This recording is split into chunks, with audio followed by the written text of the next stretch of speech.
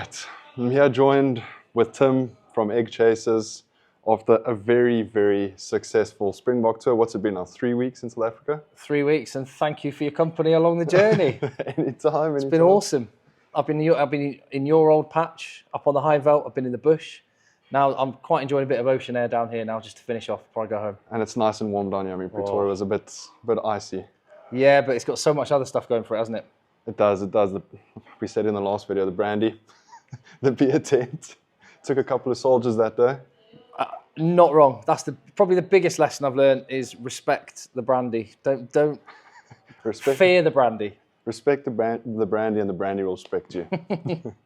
So talk me through your 3-week trip. You started off in Monument down at the Craven Week. Yeah. How was that experience? I don't think too many people get to experience the Craven Week.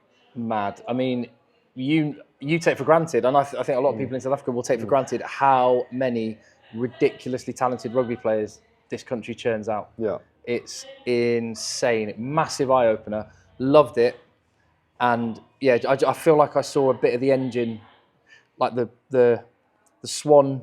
You have swans in South Africa? We do. Yeah, we do. Good. The swan all graceful on top, world champions, but then there's some work going on under the surface, and Craven Week was part of that. I mean, you were here for the Craven Week. We didn't cover it, but the Under-20 World Cup was in Stellenbosch in Cape Town while you were here as well. So, I mean, it is just a mecca. Yeah, funnily enough, no one's really talked about that so much in South Africa, the Under-20s Championship. Get your comment out of the way. Get your comment out of the way. That's fine. No, you're right. It's all happening, but I couldn't get to that. Yeah. Yeah, it's been a wild trip.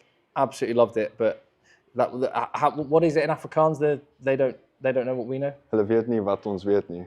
Nou weet jy. I feel like I know a bit about what you know. But you're coming back in end of August? Yep, coming back for those New Zealand tests. Well, at the World Cup final out in France, speaking to the New Zealand fans, speaking to the Springbok fans, you just got, and then seeing that game and all the aftermath, you just got this sense of the history, the heritage in that fixture. Yeah. That's the one that both sets of fans look to, and the players as well. Yeah.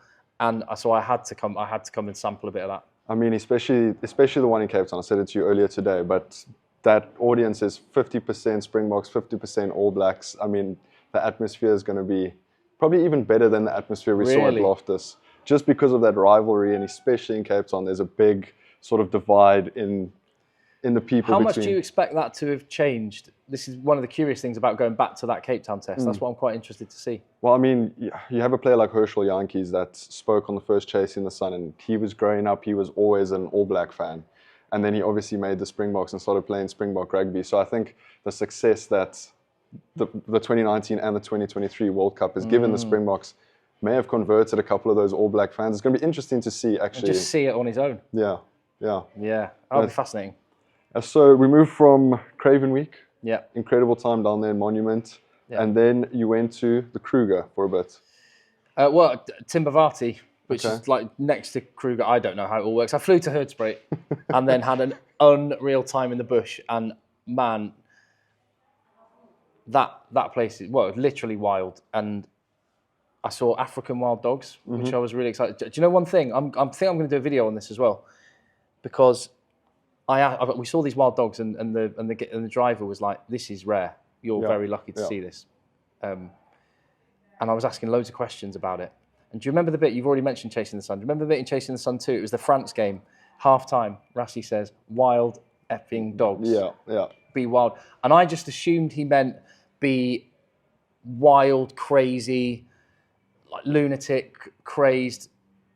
But when I learned about the African wild dogs and how they work together as a pack, they run their prey until they can't run anymore. They eat them alive. Yeah. It was like, be strategic. That's what Rassie meant, and I had no idea.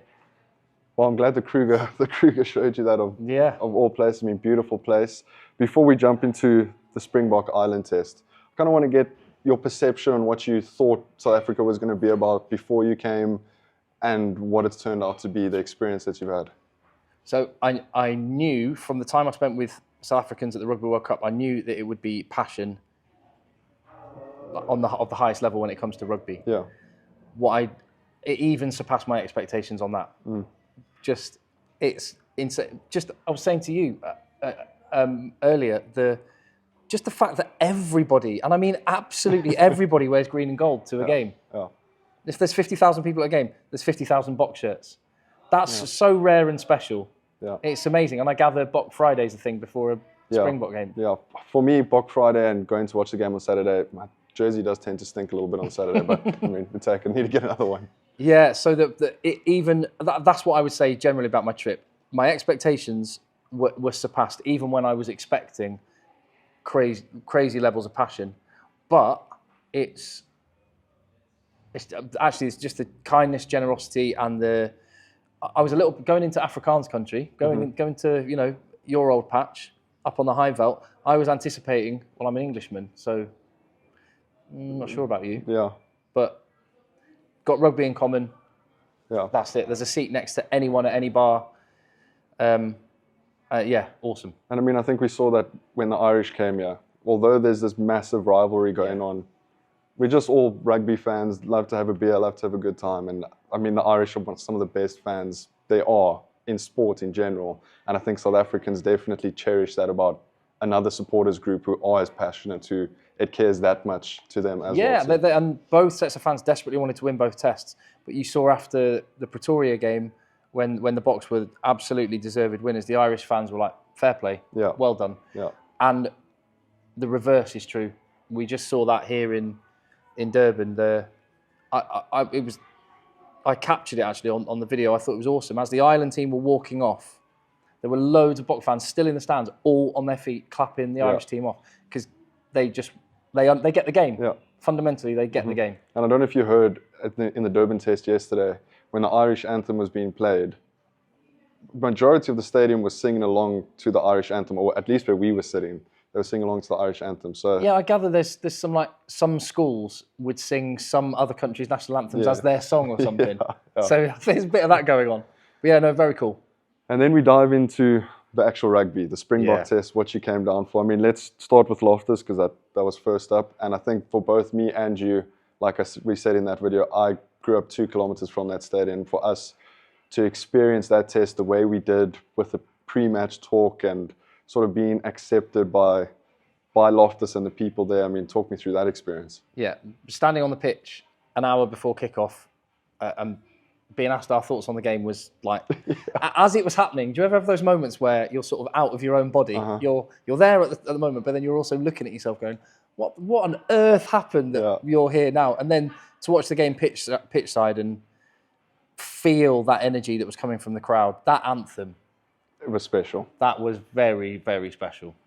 I do think Loftus beat Durban in that aspect. I was expecting the Durbanites to really give it a go. I mean, after all the social media chat, but there's just something about Pretoria and Loftus and the passion there for rugby is. Well, also by this week, South Africa got that monkey off their back by beating Ireland, so it was a different type of pressure and expectation. Last week it was. We talked about it all week before the first game. The Boks, even though they've won everything, felt like they had something to prove. And I think that was probably our downfall this week in Durban, is that South Africans like to be put in a corner. They like to be the underdogs. And literally 7 days, in a 7-day span, we went from the underdogs, we have to prove something, to, okay, we've just beaten Ireland. Second test is going to be a walkover. Yeah. And we saw what happened in Durban. I thought the selection of the same 23 was a flex. Like Ireland, you got all those injuries. Not a scratch, same 23. But I wonder now, and it's hindsight's always 2020, isn't it? But I wonder now, and a lot of people I think are going to start to say, was there fresh blood that was needed? And I guess that'll be interesting to watch now. You'll be on to Portugal. Yeah. I'll be home watching it on the telly, but it'll be interesting to see how the evolution of the team happens now. I mean, you have to give credit to Ireland. Andy Farrell has some massive balls. Dropped his captain, started Jamie Osborne. I mean, you were telling me at lunch today that he picks second string Leinster players to come play for Ireland. Yep. And they deliver. Yeah, the guys that are starting at fly half for Leinster, Andy Farrell didn't pick and picked someone else that is getting overlooked at Leinster, and he was the guy that knocked over the 2 drop goals to win the match. And Jamie Osborne, absolute revelation. And without Hugo Keenan, I thought Ireland were in a massively tough spot.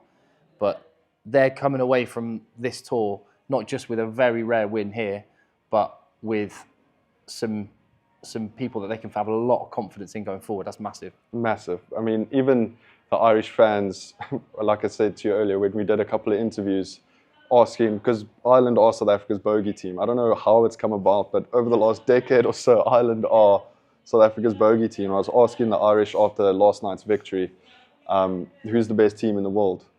And they say in their Irish accent, well, we just beat you, didn't we? In your backyard, we beat you the last 4 out of 5 games we played. So I think now again, the Springboks have something to prove. I think you saw it in Siya Kolisi's eyes in that post-match presentation. They dropped the ball, and I mean, hopefully they'll bounce back against Portugal. That's expected. But I think the Rugby Championship, we're going to see, I think, new blood, a nice, eager drive to really, really get one over the All Blacks in Australia and Argentina. So definitely. Just how good is it that there is this in World Rugby? There is this rivalry which is blossoming, and a lot of people, a lot of Block fans and All Black fans will say it's not the same as, and it's not. Yeah. But it's just a brilliant story. I'm so chuffed that I came here and was part of that. Just as I was in Paris for that World Cup pool match, it's just these are two like heavyweight prize fighters, just in peak condition. It was awesome to watch. So to close us off, I'm going to give a couple of quick fire questions. Okay. Favorite province that you've been to, or city? Favorite province or city? It could be recency bias, but KZN. KZN, Durban. Most UK. Well, it's the fact I went up to Shlishlue and Mfolozi. It's like Wakanda up there. It's incredible. And then here at the beach with the weather in the winter. If we'd come in the summer and it was 90% humidity or something, I might have a different answer. But pretty taken with this place. Yeah. You met a lot of fans this week. He's a very, very humble guy and very, very good with the fans. Who, I don't know if there is, maybe I'm putting you on the spot a little bit here, but your favorite fan interaction from the past sort of 3 weeks? Oh, God. Oh, yes. No, I do know. It was, I just arrived, I've never been to South Africa before. I arrived into OR Tambo in Johannesburg. Bit bleary-eyed from a flight, early morning, all new surroundings, and I didn't know where I was going, what I was doing. Went up to a member of staff there in the airport arrivals area to get, please can you show me where the car rental area is? And he went, Tim! First person I spoke to. And that kind of set the tone for, whether they know through the channel, which I'm very grateful for, or just generally just the spirit and the kindness of these people. You've travelled a bit, so when you come back, you must feel it as well. No, love South Africa. The people are what makes South African. I mean, I think that's our secret weapon. Best player of the series for you? Let's go best Springbok player, best Irish player. Oh my goodness. Well, Ox Unche was awesome yesterday. Phenomenal. And smashed up Ireland next, so I'll say him. Ox for South Africa, and because their scrum, the scrum both games they were. And top. I mean, Ox is only 28. I thought he was a lot older than that. So we got him for 2027, which is massive for us. And then Ireland, I have a name in mind. Oh, Caelan Doris. Caelan Doris. For me, Caelan Doris. Both games he wasn't leading last week, but in deeds last week and as the captain this week, he was just a leader on that field. Yeah. I thought, and maybe it's a bit biased because I did play in the back line, but I thought Jamie Osborne for Ireland was... Oh, in the second test, unreal. Debuts at Loftus, second test for Ireland at 50. I mean, he was special. Yeah. Final remarks, just final message to South Africa, to the Springboks, to the supporters. I will say to fellow people that aren't South African, that maybe haven't been, come.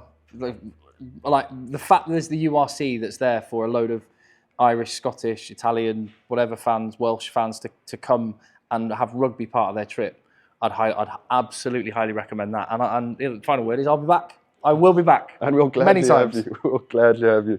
Tim, thank you so much. It's been a great couple of weeks. Yeah. And we'll see you in August. For sure. Well, and you're going to come to... November. Yeah, I get to play host then. Yeah. Let's go. Make sure you go subscribe to Egg Chasers Rugby. How close are we to that 100K mark? Pretty close. Pretty close. Let's get him there. Let's get him there before you come back, surely. Before I come back, yeah. Have to be. Yeah. Bring the plaque with. Yeah. Yes. Yes. Just guys.